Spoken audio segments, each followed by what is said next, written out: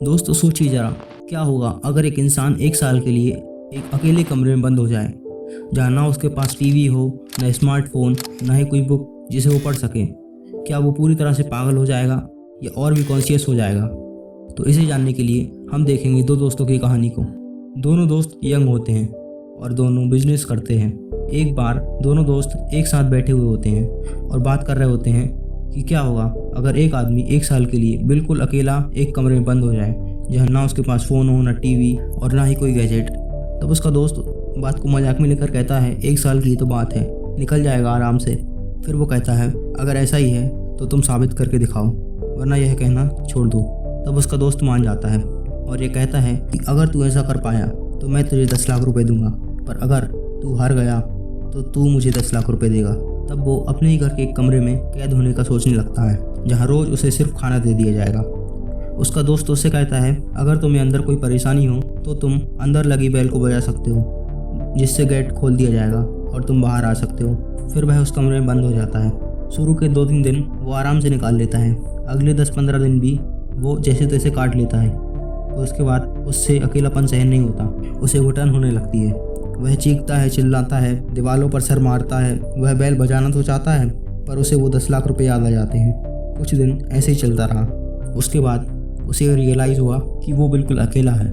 ना उसे कोई परेशान करने वाला है, ना ही कोई बिजनेस की चिंता है। वह बिल्कुल फ्री है। दोस्तों, हम अक्सर वही सोचा करते हैं जो दिन भर में हमारे साथ होता है। यहाँ वो बिल्कुल अकेला था। उसके साथ ऐसा कुछ भी नहीं होता जिसे वो याद रख सके या जिसके बारे में वो सोच सके। इसी कारण उसका मन शांत होने लगा। वह अपने अंदर ही अंदर एक अजीब सी शांति का अनुभव करता। कुछ दिन ऐसे ही बीतते गए। वो और शांत होता रहा। उसके मन के विचार पूरी तरह से खत्म होने लगे। वह अब अपने अंदर के रहस्य को जानना चाहता था। सारे दिन वो शांत बैठा रहता, ना कोई विचार, ना कुछ, बस एक इच्छा के साथ कि मैं क्या हूँ और इस दुनिया में क्यों हूँ। अभी तक 6 महीने बीत चुके थे। ऐसे ही समय गुजरता गया। वो अपने अंदर के रहस्यों को जानने लगा। अब वो अपने अंदर ही अंदर संपूर्णता का अनुभव कर रहा था, जैसे जो उसे चाहिए था अब वो उसे मिल गया हो। 1 साल पूरा होने ही वाला था। उसका दोस्त जिसने शर्त रखी थी, उसका सारा पैसा ख़त्म हो गया और उसका बिजनेस भी बंद हो गया। अब उसे डर लग रहा था कि 1 साल पूरा होने वाला है और मैं हार रहा हूँ। अब मैं उसे 10 लाख रुपए कहाँ से ला कर दूंगा।